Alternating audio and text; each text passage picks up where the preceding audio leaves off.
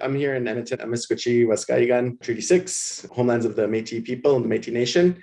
And also, frankly, just a gathering place for lots of Indigenous peoples, right? Like the river valley being Pehonan, like just an ancient gathering place that people bring around. But I'm guessing probably 95, 99% of you out there are supportive of land back. And I wanted to, instead of just sharing the kind of basic territorial acknowledgement, share this other story about why I think, these events and why land is so important. So this was like, I think it was the very first day I was in my PhD at UBC, and I went out for a beer with one of, the people I'm meeting for the first time, who I'm, supposed to be studying with for the next, 5 to what it ended up becoming a long time. I'm talking about Indigenous politics. I'm just saying, how important I think these perspectives are to political science, although I'm not even really a political scientist at that point. And he says, well, why does it matter? Like, and I'm like, well,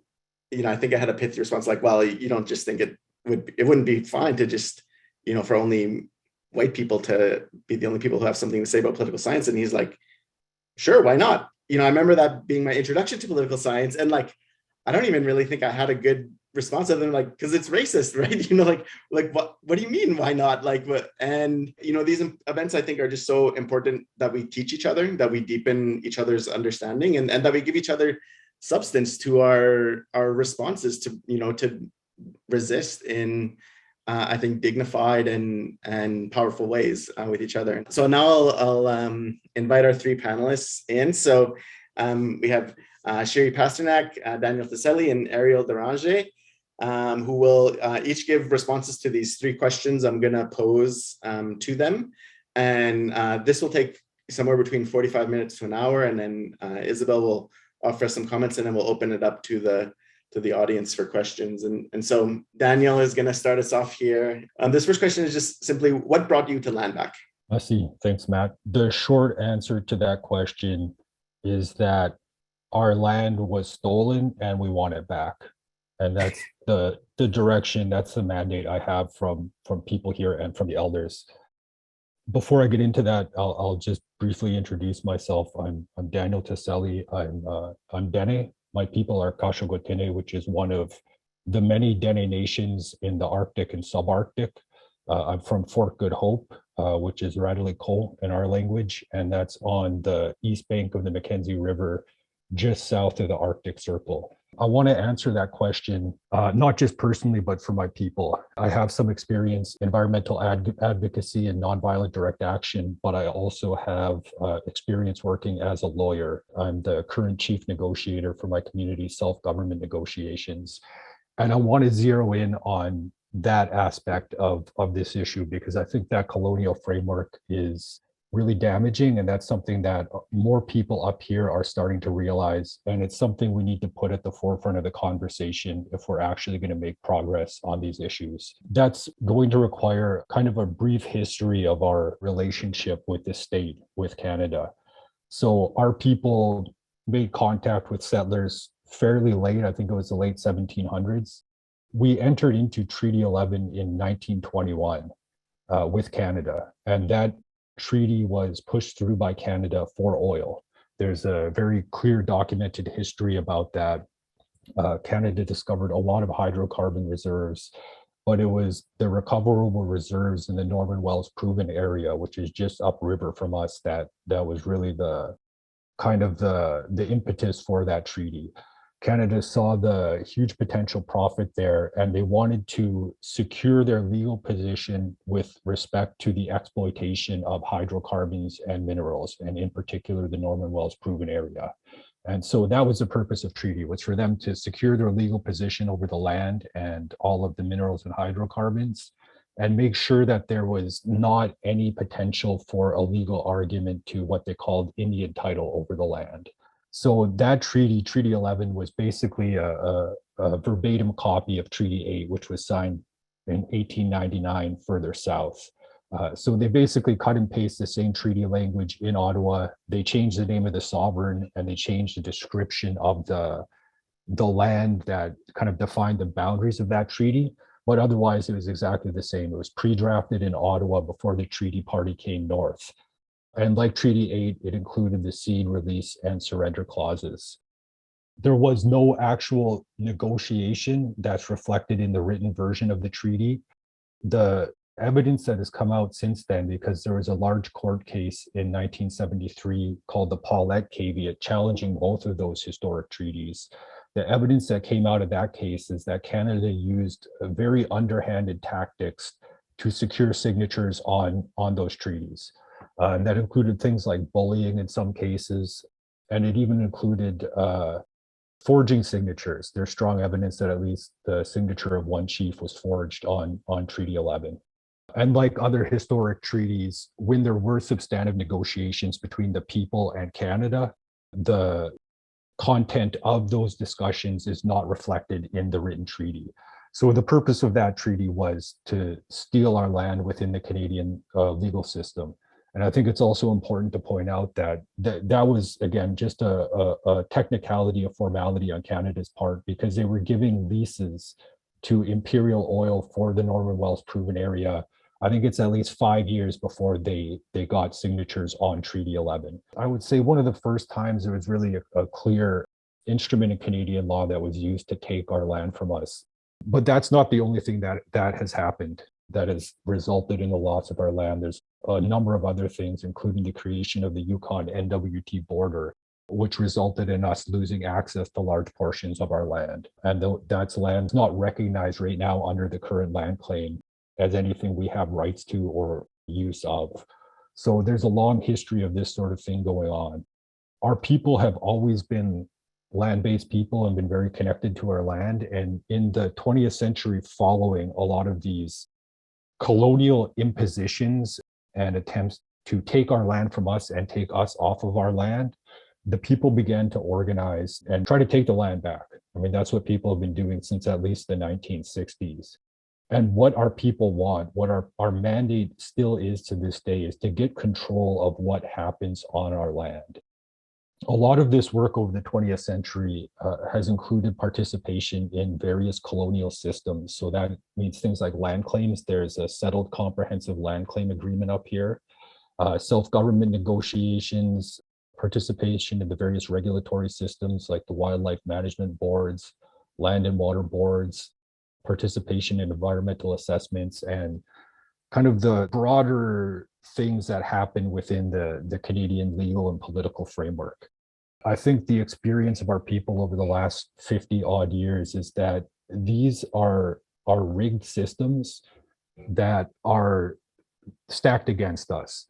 The way all of these systems work is that the ultimate decision-making power rests with a public government, a settler government that works in the interest of Southern populations and predominantly non-Indigenous populations. Those are the governments who ultimately always make the decisions about what happens on our land.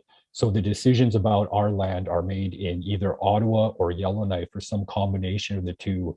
And although we have some kind of participatory rights in those decisions, we don't have that actual decision-making power. So we have learned the hard way that none of those options that are present in the colonial system really present an actual opportunity for self-determination or self-government from a Kashagoteney perspective. I think one of the tools that colonial institutions use to maintain this power imbalance is controlling the narrative. I found personally that even words like rights or reconciliation are not precise enough to be useful. They're ambiguous, they can have multiple interpretations, and their meaning can really be skewed to support the colonial narrative. So that's why I like land back, because that is precise. It communicates that our land was taken and that we want it back, and that this is not just a history, this is the ongoing situation that our people are still trying to address. And when we work in any kind of negotiation or dealing with the state, it's not about us getting something, it's not about us getting land, it's about acknowledging that our land was taken because Canada wants it. And when we're dealing with these negotiations, we aren't getting something about it or out of it. We're really settling agreements about what we lose and what we give up, because this is our land that we've always been on. and it was taken from us. So I like land back because it really frames the issue, in my opinion, more accurately than other terminology. Lassie, thank you. I thought for a few minutes this morning about why land back, and my immediate reaction is coming from a different position, which is reconciling the unacceptable knowledge of being raised on lands as a first-generation Canadian within a colonial occupation, and to think about what are the ways that we can live ethically on these lands and raise our children ethically on these lands as settlers. The answer is really land back, in the sense that you can't really reconcile violent occupation without restoring and returning and redistributing the lands that were stolen. Part of that land theft that Daniel talked about, that I was reflecting on and wanted to pick up on, is that land theft also entails an enormous amount of wealth appropriation. And Yellowhead Institute, where I was a research director for a number of years, produced two major reports. The first one was called Land Back, that focused on a multiplicity of kinds of dispossession that are ongoing today, historicized within the project of Settler Canada. The follow-up report was called Cashback, and Cashback looked at how those processes of dispossession also meant a massive redistribution of wealth and resources to settler Canadians as well. So Land Back is not just a project of land restoration in the sense of recognizing Indigenous jurisdiction. I think it's such a broad rethinking of the project of Canada in the context of how much each inch of dispossession manifests in generations of wealth being redistributed to Canadians, and the kind of power that accrues with that distribution. Let me say a bit about where I'm coming from, since I'm introducing myself now to the panel and to participants. I grew up as a first-generation Canadian here in Toronto, where I'm speaking to you from, the lands of the Haudenosaunee, the Mississauga, and the Huron-Wendat. And my education was like a lot of other Canadians' educations, in the sense that I learned that there was a peaceful treaty-making process on these lands, and transition period meant a peaceful, nonviolent, conflict-free establishment of state formation in this country. And it wasn't until I was around 14 years old and I became friends with Tamara Podemsky, who's still my best friend, who's half Ojibwe and half Ashkenazi, that I started getting the political education of a lifetime, since her stepfather is the Mohawk policy analyst, Russell Daibo, who introduced me to his best friend, Art Manuel. And what they both really showed me was that the lack of a common understanding of the legislative, legal, policy, extra-legal, military forms of violent occupation on these lands is really depriving Canadians and non-Indigenous people from an opportunity to reflect on what's happened here, and therefore what needs to happen to move forward. And I just wanted to bring into the discussion a different history of Land Back, which is the movement of non-Indigenous Canadians to try to build a broad base of support for Indigenous self-determination movements on these lands. And to mention that one of the most incredible collaborations between Art and Russ and people like Eriel, and a whole room full of incredible land defense activists in 2008, was the formation of the Defenders of the Land Network, which brought together Innu land defender like Elizabeth Pinashway on the East Coast, all the way to Wolverine, Secwepemc land defender on the West Coast, and about 100 people from in between, from coast to coast, to really start to think about how can people work together to address federal and national scale issues that are driving colonization. I just want to recognize that work right now, and the incredible networks and relationships that formed out of it, that were picked up again when the Idle No More movement burst onto the scene in 2013. Why Land Back? I think one answer to that question is this movement feels like it's gathering a kind of momentum that I've never seen in my lifetime, but certainly in the 1960s must have felt, with the Red Power movement, must have felt much more in the air and possible before things got swept into the land claims and self-government policies and the rights frameworks that Daniel explained. But now the concept of land back feels very prescient in the midst of a climate disaster and with a growing awareness, I think, across the country through all of that hard organizing work that's happened over the years to really build a broad base of understanding of the history of land theft here. So I have a lot more to say about land back, but I want to pass it over to Eriel now. Masi, thank you. Masi cho ba ekonete Dënesòuiné ta Eriel Tchekwie Deranger Betsini Hisli. My name is Eriel Tchekwie Deranger. I'm a member of the Deranger family. My father is Peter Deranger. My mother is Sue Deranger. My grandparents are Isidore and Therese Deranger. And our family traditional names before they were changed to Deranger was Dënesòuliné, which means river keeper in our language. But the French name they gave us was to disturb. So I kind of sometimes like that because I'm like, I feel like I've taken on that French challenge of being a shit disturber. And then my name, Eriel Tchekwie, or Eriel Tchekwie, means Underwoman, also in Dene. And I am a member of the Athabasca Chipewyan First Nation, which is a signatory to Treaty 8, which Daniel spoke to. So we're just south of that treaty region and area. A lot of the same history resides from our territory. A lot of the same challenges of those treaties, really heavily involved in all of that stuff. I currently reside in Treaty 6 in Dënesòuliné, Edmonton, and where I have my family, 2 children, 2 dogs, and 2 birds.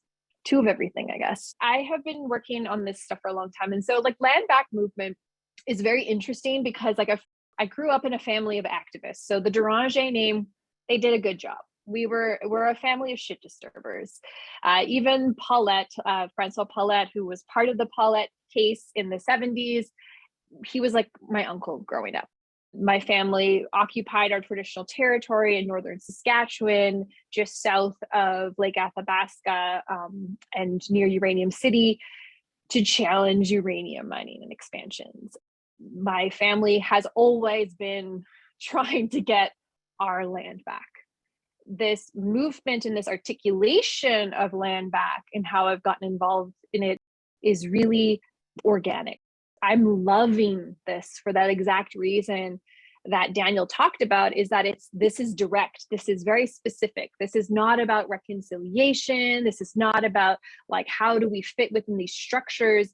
This is calling for the basic premise of getting our land back, literally going to my origins and roots. My mom was 8.5 months pregnant with me when our family was forcibly removed at gunpoint from armed security of El Dorado uranium mining company from our traditional trap line because we were apparently illegally occupying our lands and territories.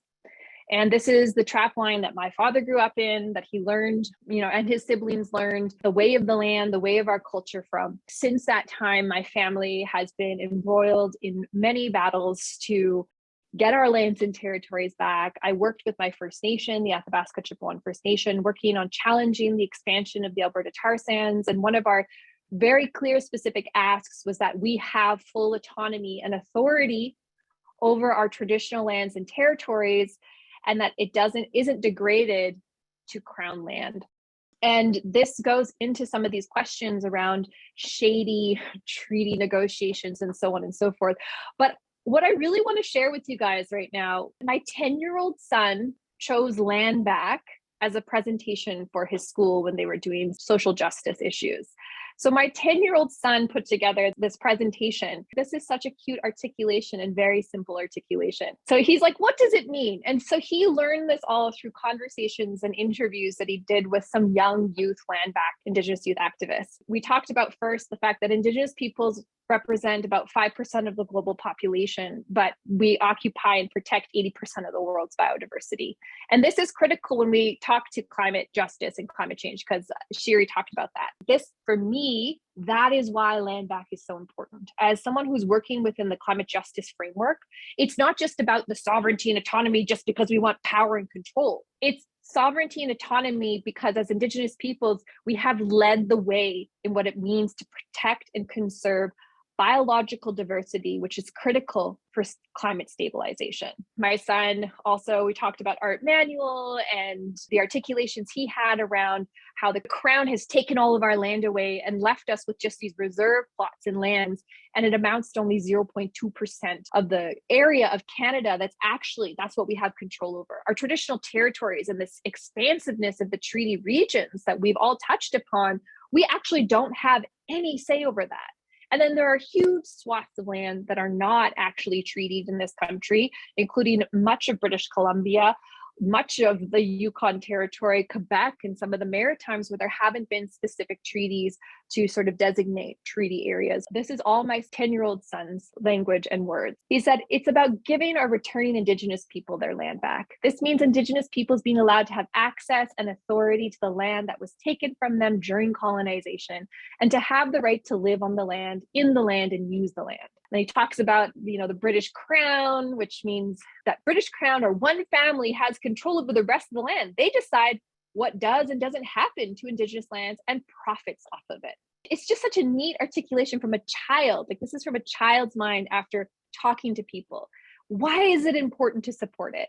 Because our land was stolen, and as speaking to Daniel's points, using violence, starvation, making false treaties, and the lands need to be given back, and people have to stand up for it. Indigenous peoples represent 5% of the world's population, 80% of the world's biodiversity, but non-Indigenous peoples have and are destroying the planet by building unsustainable economies like oil and gas, speaking to what Daniel talked about, and other polluting industries. Indigenous people should have their land back so they can build sustainable communities and have sovereignty and control over the land, and use their own culture and connections to the land and all the creatures on the land to guide them.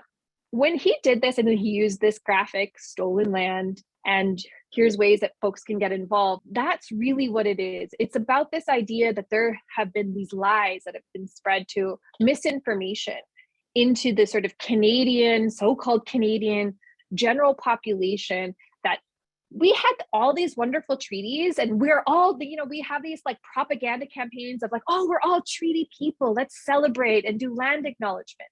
And while those are beautiful affirmations of our existence, they do nothing to address the disempowerment and the violence that has been inflicted on our people and is continued to be inflicted on our people when we try to obstruct or stop projects that are contributing to the continued abrogation of our rights, the continued abrogation of our ability to access our lands and territories for the procurement of hunting, fishing, trapping, medicines, and our spiritual practices as Indigenous peoples. This sort of propaganda campaign of like, all we have to do is say, oh, here's a land acknowledgement. This land was occupied once by, as if we are some sort of historical ghost of the past and we don't exist now, as if those practices are archaic and antiquated and we don't do them. And for me, land back is not just giving us our land back, but allowing us to be visible within the structures that define our economic systems, our political governance systems, how we address climate change, the education systems, how we rear our children, our food systems. All of it is impacted by the simple act of ensuring that our people have our lands back. I often think about how my life would be fundamentally different if my family wasn't forcibly removed from our trap line in 1979. How would I be different now? Would I have skills that I am searching as an Indigenous person, trying to learn my language, trying to learn how to tan hides and get back to the basics? Because being an urban Indian forced me to feel shame over those things. And now being empowered and seeing our people in positions of power is not just critical to addressing, whether or not we have control over our lands, but it has huge implications on what we can do and imagine for climate solutions for tomorrow. With those economic systems, with those food systems, all of those articulations are critically important for our people across the territories. And how I got here, being born into it, but also I worked for the FSIN, Federation of Saskatchewan Indian Nations. Daniel talked about land claims. I worked on land claims for 6.5 years And I got to learn and see the real history of the starvation tactics, the past systems, and reading through archives and doing oral history interviews in communities. I became so angry at how much of that is not just robbed of white settler society to paint this beautiful picture, but how so many of our people, my people as Indigenous people, were angry at the government and they didn't even know why, because that history is hidden from us. That history is hidden from us and we're angry and we want our rights back, but we don't even know what that means because it's been hidden as to what's been pulled and stripped from our people. And that practice of contributing to doing research to enter into a land claim that would go to Canada, a claim against the government that Canada got to be the judge, jury, and executor of, and they often left them in these huge pools of just being like, yeah, we'll get to it eventually. I worked on a land claim in 2002, 2003, and it was settled in 2020. That's how it takes for things to move through those systems. And it still doesn't actually amount to getting our land back.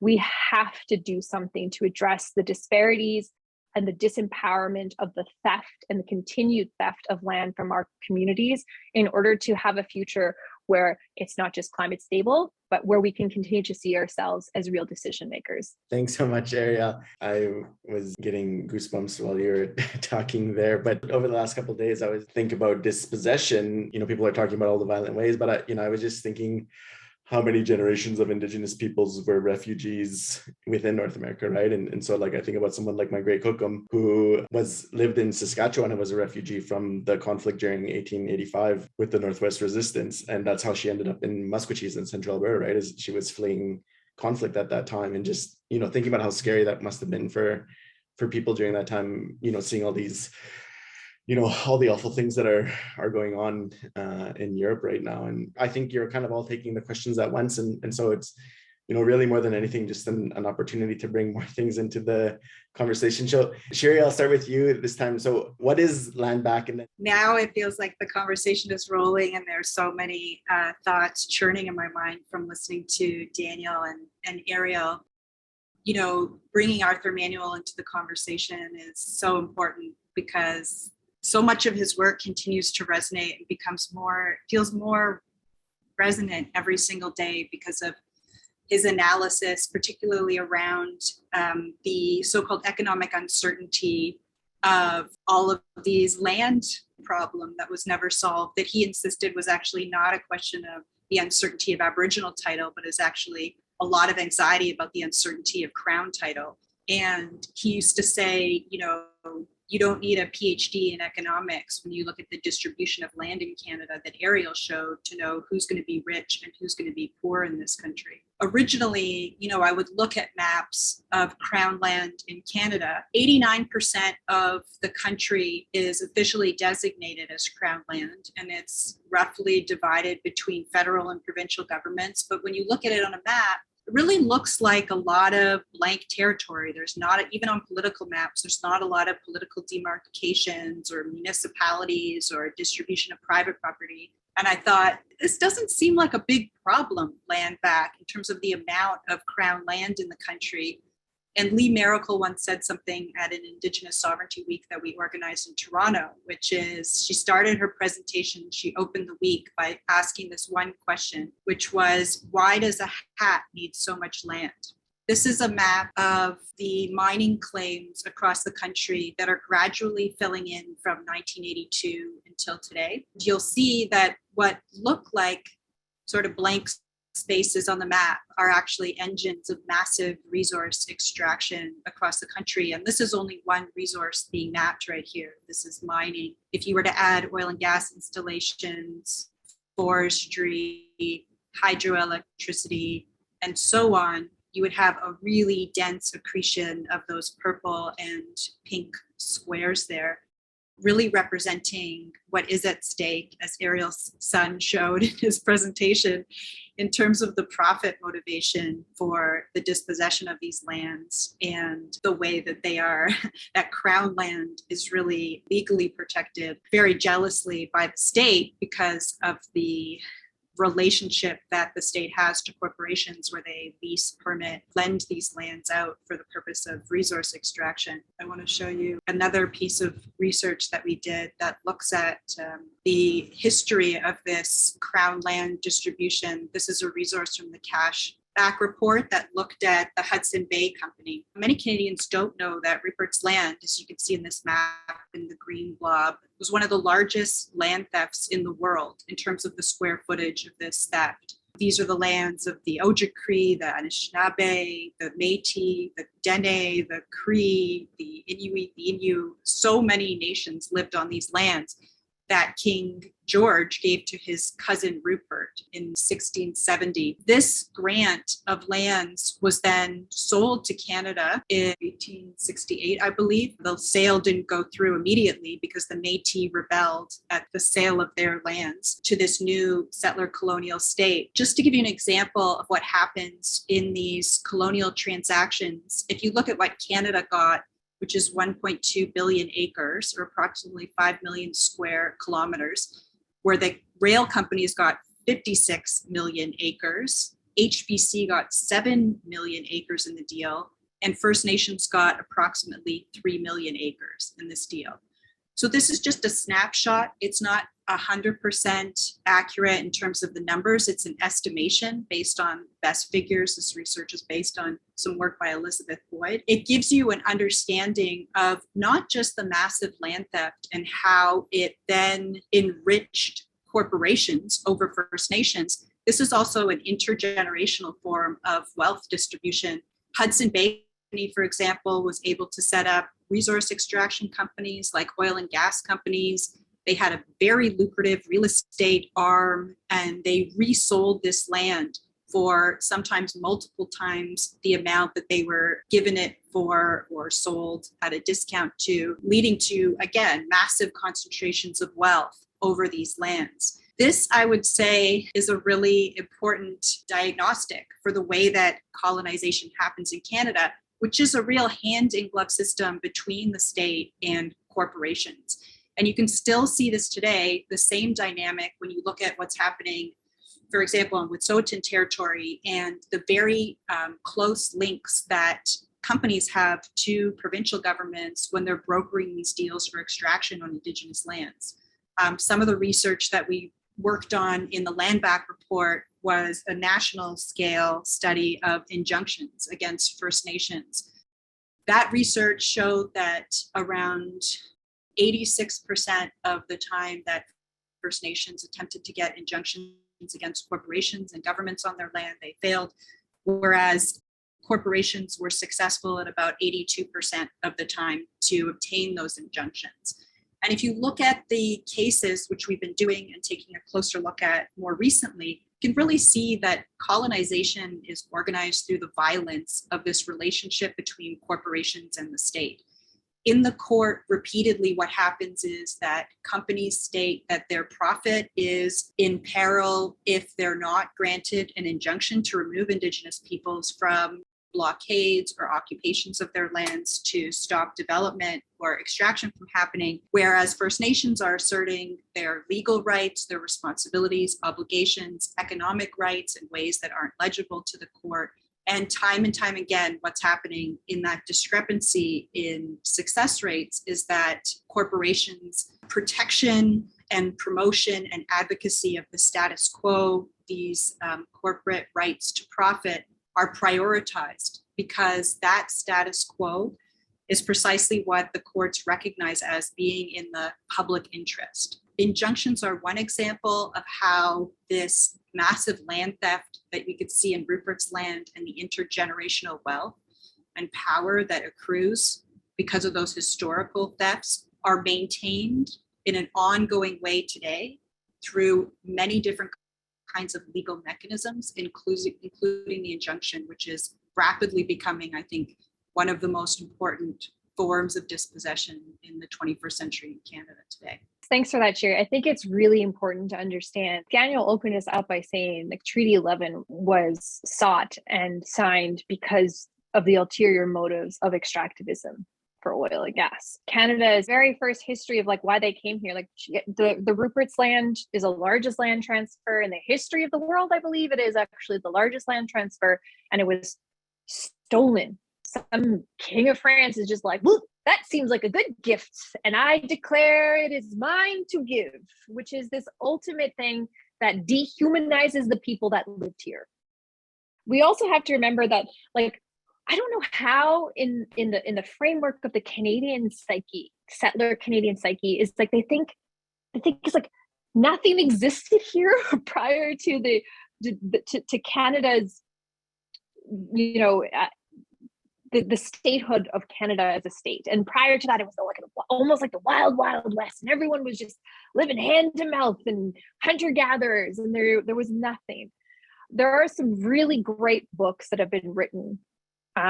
Most of them are not Canadian, but there are two books that I have found to be really, really helpful in me understanding the context of what North America, Turtle Island, was like before colonization. One is Columbus and Other Cannibals by Jack Forbes.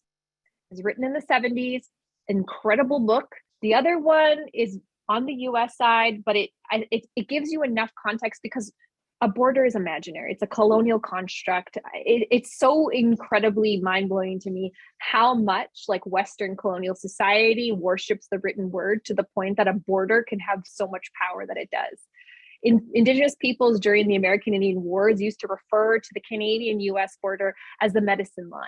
And you know why it was called the medicine line? Because when people were fleeing from the American Indian Wars south of the border in so-called United States, when they'd cross over into Canada, the American military couldn't come after them anymore because they were in a new state, in another country, an arbitrary line. I'm digressing a little bit here, but the other book is Roxanne Dunbar Ortiz's An Indigenous People's History of the United States.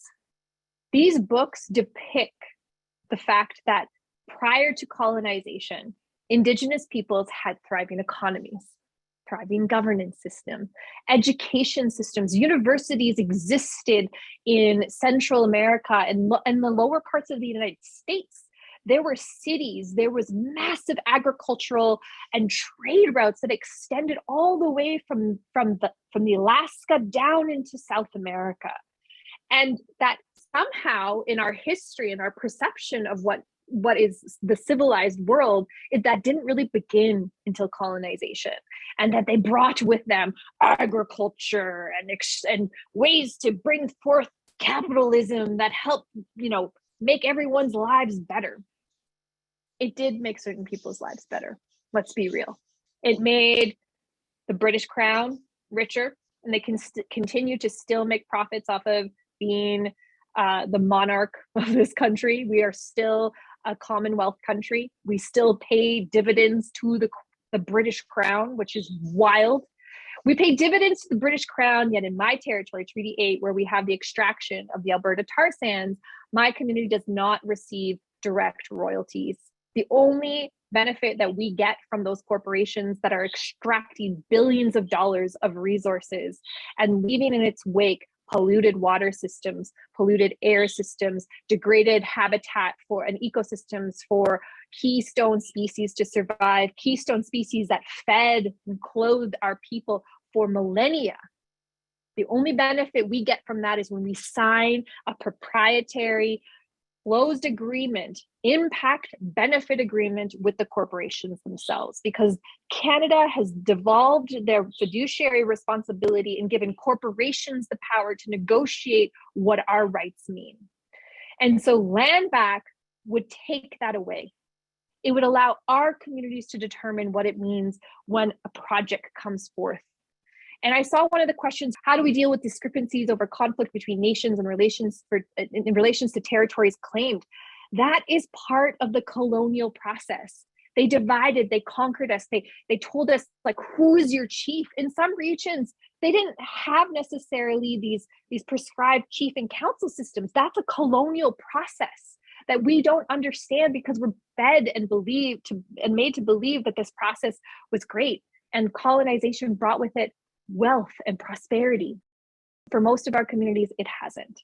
And so when we think about all of this stuff and who's benefiting, I'm going to share a couple more slides around why, like, what does land back like really mean? I want us to sort of think about the fact that the land of so-called Canada, we often think about it treaties. We're like, oh, are you belong to Treaty 8? Like, I introduced myself, Treaty 8. We say, oh, Toronto, I live in Ontario, whatever. But pre-colonization, this is mainly what it looked like. This isn't even a really good map. This is not a good map, but this is a better map than what we currently have. We need to reimagine the fact that these are vast territories of Indigenous peoples that had and have relationships with these lands and territories. My namesakes, Riverkeeper, Thunder Woman. When I was growing up, I was taught that everything in our territories was our relatives. Even if I didn't live in Fort Chipewyan, that was where our people came from. The name Dene means to flow from the land. Dënesųłiné, people of the land. That is who we are. And in almost all the Indigenous languages, there is a direct attribution to place, that these lands nurtured us and made us who we are. And so you cannot differentiate the woodlands Cree from the woodlands of their territories. You cannot differentiate the Yellowknives Dene from that territory in that region. We are implicitly connected to those lands and territories. Every part, our languages are born from that land, our cultures, our practices, our governance, everything is governed from that. But instead, we break it down. Since colonization, let's look at the anthropogenic footprint. This is it. Let's talk about it. We saw the map, the really great map that Shiri showed us with like all the mining resources. And we're like, in the context of climate change, we're like, oh, humans are destroying the planet. What's really destroying the planet here? Let's look at this. Let's be real. Is it us or is it extractivism? Is it the greed that drives colonization, the greed that drives like capitalism that extracts and takes and takes? The very history of this country was to exploit the furs. There's a really great project that I was a part of a few years ago. It was called Extraction Empire, and this really great anthology, it's more of an art project, maps out the history of Canada as an extractive empire, not just here in Canada, but across the world. But this is it. So we have taken the lands and territories, the places that have given all of these people, and we've turned them into extractive zones to drive multinational corporations and line the pockets of billionaires and the corporations and the governments that get the direct royalties. Those royalties go to the provincial governments, they go to the federal government, and they even trickle down to the British Crown, but they only come to our communities if we're willing to cede and surrender, just like the very foundations of the treaties of this country. When our lands are put under the power of these like colonizers and these settlers that have no connection, we see how they just see these places as simply something to make money off of, something to extract. This is like just a stat from how we've seen the projection and the growth of the Alberta tar sands in my territory alone. But this is a phenomenon that we are seeing across the territories, whether it's Treaty 8 tar sands, whether it's mega hydro development with Site C, whether it's hydro development out on the East Coast, fracking, gas, shale, minerals, copper, diamonds, forestry, on and on and on, and water. But in the context of climate change, why is this so critically important to not just degrade Indigenous peoples down to conservationists? And that's like, we can't just have partnerships with government for co-management, because the lands in the territory, the biodiversity that we have protected for thousands of years, that land is starting to get up for grabs because people are starting to see the value of not just the resources, but of the biodiversity and how much it can offset some of these corporations that are polluting and creating greenhouse gas emissions. They're now looking at Indigenous peoples that have been fighting for their lands and territory, and they're trying to red wash and greenwash at the same time. Red wash is when we take something and we try to like say, oh, look, we're all treaty people, we're all happy. Look, I'm like Enbridge sponsoring cultural games for Indigenous youth while they're simultaneously, putting a pipeline through the Indigenous territories. But greenwashing with alongside that is they're like, oh, we're going to pay for a conservation zone. This is a true story. The largest contiguous conservation zone in the country is in Treaty 8 territory, right directly beside the tar sands. And who are one of the biggest sponsors of this? Suncor and Syncrude, the two biggest operators in the tar sands. And so we are still not being empowered. We're still just giving lip service to the fact that our lands have been stolen and taken away. And land back demands not just co-management, it demands that we have full authority and autonomy so that when these projects come into place, so that we can start unraveling and decolonizing the processes that have been forced onto our people for the last 150 plus years. That is the process that needs to happen. And it's not going to be perfect. There's all these people oh, well, you guys can't even get along in this territory and that. It's that might be true, but being empowered to be able to work through our shit is really critical. It's part of the healing process of healing from the wounds, the deep, deep wounds of colonization. And being on the land, being reconnected to those places is part of that healing process, that part of decolonization that's critically necessary, that I guarantee you is going to breed some of the most beautiful and abundant thinking solutions to the economic crisis, to the climate crisis, to the food crises, to the water crises that we are already starting to see take place. But that means that those in power have to be willing to cede and surrender what they have stolen from us. And that is when we see that redistribution of power and wealth, that we will see a return to some of those beautiful systems that existed in this place before colonization. And I'm not saying we go back to living with smoke signals and no technology, but implementing the values that drove those systems is going to be critical to seeing a better tomorrow for everyone. What is land back? It's going to be different, very different for different people. So I can only speak for myself and what I hear from my people. And we live in a very different context than a lot of other people. There's 600 people in Fort Good Hope. Most of us are Kashugoteneh, but there's some settlers and some other Dene and other Indigenous people. And there's not much else around here. There's a few other small communities, but we're isolated up here. There's not a lot of settlers on our land. And when we talk about our land, that's all of the land, and it extends for hundreds of miles in every direction. It's not just these small pockets of settlement land that we have legal title to under the land claim agreement. And for our people, land back means that we have control over what happens on our land, that decisions about something on the land are not made in Yellowhead or made in Ottawa. They're made here by our assembly, which is the government, which is all the people who come together and try to come to a consensus decision on an issue. That's our government. It was around before Canada. It still exists. And that's the government that should be making decisions about what happens on our land. And so that means making decisions about everything. Like Eriel alluded to this, things like wildlife management, creating new municipalities, like new towns and new local governments, parks, protected areas, decisions about water quality, quantity, rate of flow, and whether or not to proceed with proposed industrial activities like so-called development, things like mining, hydrocarbon extraction, pipelines, logging, highways. These are decisions that should be made by us, not by other populations and other governments. Another thing there is that we should not have to do paperwork to be on our land. People here want to be on the land. We have to cut wood for firewood. We have to go hunting. We have to go fishing. We have to go trapping. We have to go to spiritually and historically significant places on the land. We shouldn't have to be licensing every skidoo and four-wheeler and boat and getting permits and tags for this and that. We shouldn't have to do paperwork just to be Dene. That's what we want. We want control of what happens on our land and going on the land.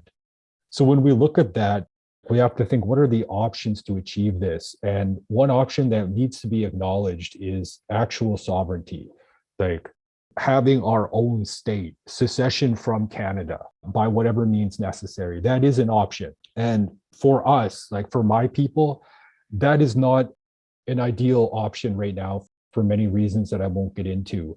But it is an option that needs to be pointed out, and it needs to be on the table. We live in a dominant kind of culture that acknowledges the legitimacy of Quebec's secession referendum and the reference in the Supreme Court of Canada. Quebec had that choice, and that's considered legitimate by Canada and Canadians. And not extending that choice to Indigenous nations is racist. There is no legitimate or cogent reason to say Quebec can do that and Indigenous people can't. That's an option that needs to be on the table for discussion. But again, for us, it's not really viable right now. So when we look at other options of how do we get control of our land, how is that realized? It boils down to some variation of some recognized position in Canadian cooperative federalism. So from our perspective, we should have the same powers that provinces have under Section 92 of the British North America Act. Plus, we should have exclusive jurisdiction or shared jurisdiction over select federal powers under Section 91. That's our position, and that should apply to all of our land. Obviously, settler governments don't agree with that. There is a huge divide in what people think is appropriate or feasible. But I think it's also important to point out that even if we had those recognized jurisdictions, Canadian legal systems lack the ability to accommodate for actual Dene governance and legal orders. So there would still need to be adjustments, even with those recognized jurisdictions, to how we interface with Canadian law for us to actually do what we want to do. There's huge amounts of work here. And there's a lack of political will to actually do anything close to that. So one thing I do want to touch on that I think is a step in the right direction and is a potential compromise in the short term is the implementation of the UN Declaration on the Rights of Indigenous People, and particularly free, prior, and informed consent.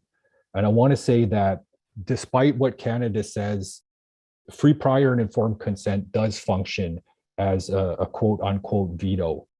But I don't like that word. I think that's a really immature way to describe the purpose and the function of FPIC, free, prior, and informed consent, because people bring that up. They say, well, Indigenous people are going to veto this and that, like pipelines, whatever, whatever thing's going to make money for people in the South, Indigenous people are going to veto it. But when settler governments stop some type of industrial activity, it is rarely or never described as a veto. So I think I read an article today or yesterday about how Joe Biden vetoed the Keystone XL pipeline. And that is the first article I have ever seen that used that word.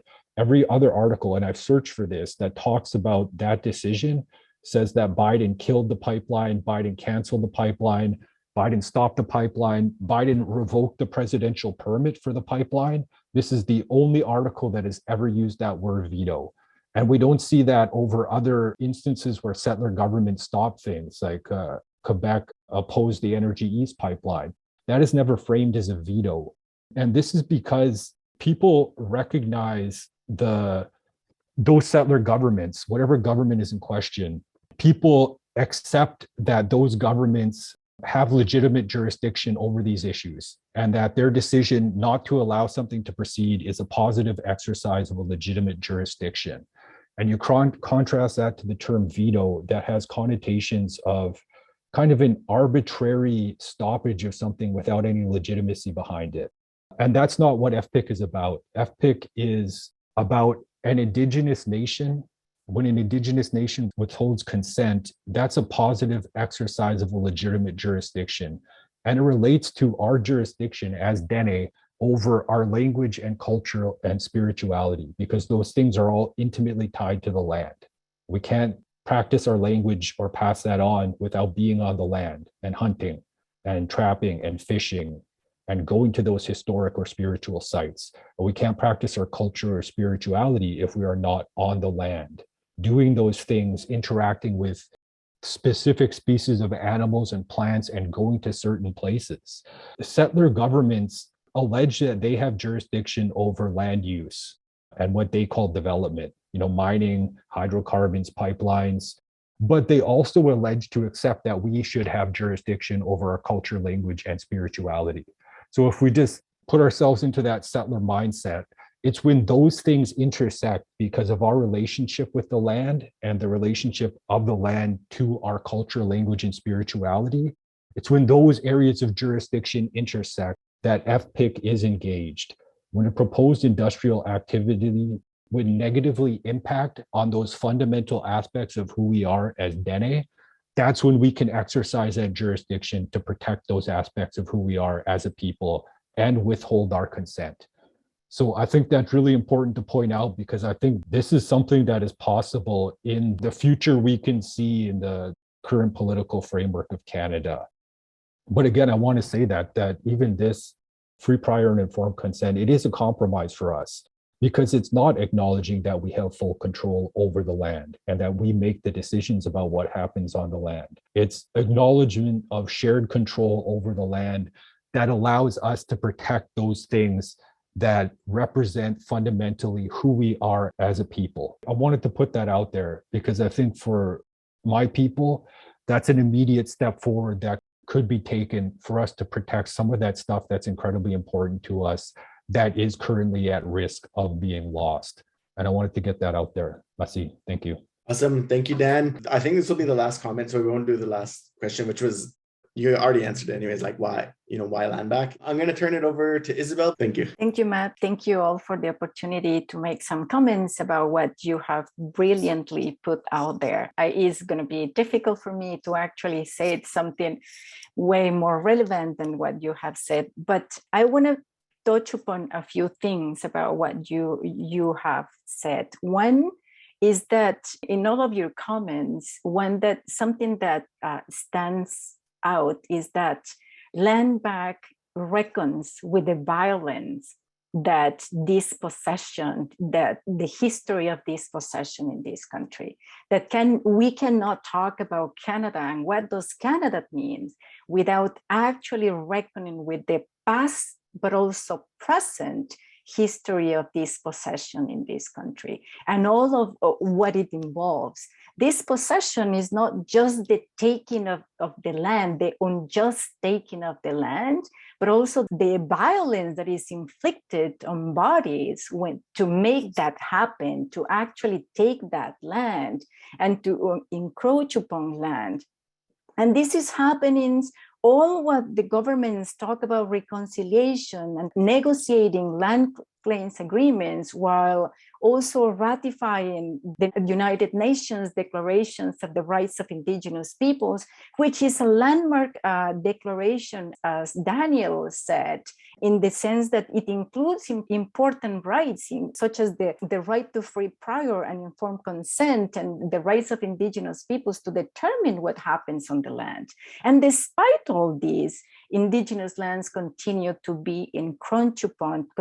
Corporations continue to take on these lands, continue to contaminate lands, continue to conceive of Indigenous bodies as pollutable bodies that can actually be contaminated, that can actually be removed from land from all of these industries to continue. But I also heard that when we talk about land, it's also more than the land itself, right?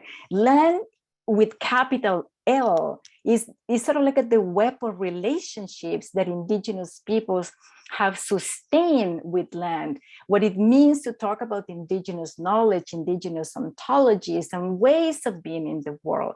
Like this idea, if we are going to be able to imagine other futures of other possibilities to actually addressing some of the most challenging problems that we are facing today, such as climate change, that will involve actually drawing upon other kinds of knowledge, other kinds of ontologies that don't conceive of land just in terms of property, in terms of something to be commodified, in terms of something to be exploited. And land in that sense is way more than just the material dimension. And when we're talking about land dispossession, is not just that land that is being taken away from Indigenous peoples, is all of these possible web of relationships that is also taken away from Indigenous peoples, is this Indigenous life that is also taken away from Indigenous peoples through this possession, through all of these different processes. You did a really good job in terms of saying, this possession continues to happen, and sometimes violently, and sometimes not so violently, in the sense that we don't see it, right? In the sense that sometimes, and violence is something like a really complicated to define, because we all know what it is, But when it comes to define it, it's complicated because we want to see physical violence that is inflicted upon people. But there are other forms of violence that are underlying that forms of land dispossession that continues to be expressed in gender violence, that continues to be expressed in disparities between Indigenous peoples and non-Indigenous peoples, that continues to be expressed in lack of access to resources, clean water, and you name it. All of that is violence, but we don't see it because we want to imagine a specific forms of violence. And that's also something that we cannot separate, that land dispossession from everyday gender violence that continues to be inflicted upon the bodies of Indigenous peoples, particularly Indigenous women and Two-Spirit and gender non-conforming individuals. So when we talk about land back, I hear that sometimes land back might involve actually the restoration, wanting the restoration of those lands that have been taken away from Indigenous peoples, having that jurisdiction to decide what can happen on Indigenous people's land. Sometimes land back can also mean refusing to let go of the landed stories of this relationship that Indigenous peoples have had and continue to have with the land, the refusing to let go these ways of being in the world and the possibilities actually of daring to dream of other worlds that are more loving, more reciprocal and caring than with actually that has been.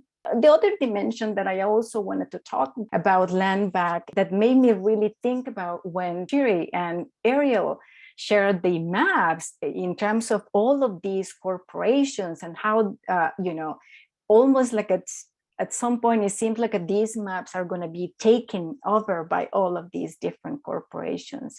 Imagine those maps if we actually did the exercise of imagining what Canadian corporations are also doing in other parts of the world. I come from the South, I come from Mexico, I come from southern Mexico and Zapotec, and I can tell you that where I come from, the same Canadian mining companies that are encroaching upon Indigenous people's lands in this country are also doing that same work there. So for me, land back is not something that can be contained within Canada. This is necessarily fits within a global process of liberation for Indigenous peoples, in the sense that capitalism is not contained within boundaries, is not contained within these borders. Actually, capitalism is a global process, such as colonialism is a global process. Therefore, land back needs to be as well a global process of liberation for Indigenous peoples. And I stop here. Amazing. Thanks so much, Isabel. That was very, very concise comment. So we have about 15 minutes for audience questions. This is from Daniel. He's asking, I'm just wondering, what is the status of the Ring of Fire conservation campaign in Northern Ontario? My understanding, there's legal action against the province because of the Ring of Fire. It is an incredible example of the power of Indigenous assertions of jurisdiction. And to pick up on Daniel's last point about the importance of asserting that jurisdiction and refusing to be subjugated under the laws of the settler state, all of that opposition to the Ring of Fire has made it really difficult for the Crown to perfect its sovereignty. So it's made all of the permits really uncertain and created a lot of investor flight already for some of the corporations who have been involved there. So it really is a crucial struggle to be paying attention to for those reasons. I think like one of the biggest things that I feel is weave through this is that why land back is really important is that we have so much like Ring of Fire. I'm just thinking like the Ring of Fire brought forward this thought for me that Indigenous people have been asking for and fighting for land back their land, like the rights for sovereignty, self-determination. FPIC and UNDRIP, the United Nations Declaration on the Rights of Indigenous Peoples, free, prior, informed consent, are stepping stones to getting our land back. But land back is a way to address the fact that we are trying to undo paternalism and white supremacy. And we can have all these theoretical things like, oh, what would we do if we had our land back?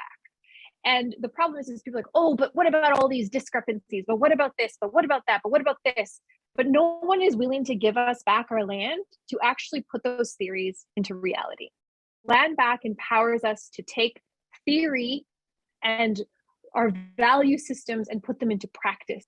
It disrupts white supremacy. It disrupts this paternalistic approach that was the reason that treaties were signed and negotiated in the English language and are shared this way, as opposed to English and Cree and English and Dene and all, and Ojibwe and Mohawk and so on and so forth. It's the reason why we all speak English. Like white supremacy and colonialism came with this paternalistic that we are going to civilize the Indians. And land back wrestles with that challenge and says, no, I believe that you can do well with the land. I believe in you as Indigenous peoples to make decisions in the best interests of not just your people, but of all people. Because right now, the Crown, the federal government, holds jurisdiction over what we even do in those small territories that we have any iota of control over. And we need to move away from theoretical approaches. And the only way to do that is not just to say, okay, you have consent over whether or not something comes through, but over having full autonomy and authority by having control of those lands and territories, and really deconstructing paternalism and white supremacy, really working towards advancing true decolonization. I just really feel like we have to wrestle with the fact that we live in a paternalistic country where it paternalizes Indigenous peoples, and we still do to this day. And land back addresses that in a real way, like tangible. Give the land back, remove your paternalism, let us decide. I think when there are questions about what do you do with these discrepancies or even overlapping claims or all of this, I think that that's precisely an outcome of what has been happening, right? With the actions of the colonial state, and in terms of thinking about property as something that is delimited, like borders, right? Where it has to be conceive of in terms of exclusivity and so on, instead of thinking about land in different ways that are not encapsulated by definitions of property or by those boundaries that involve exclusivity. I feel like these questions sometimes continue to be they are framed or they're articulated within the same kind of colonial framework, right?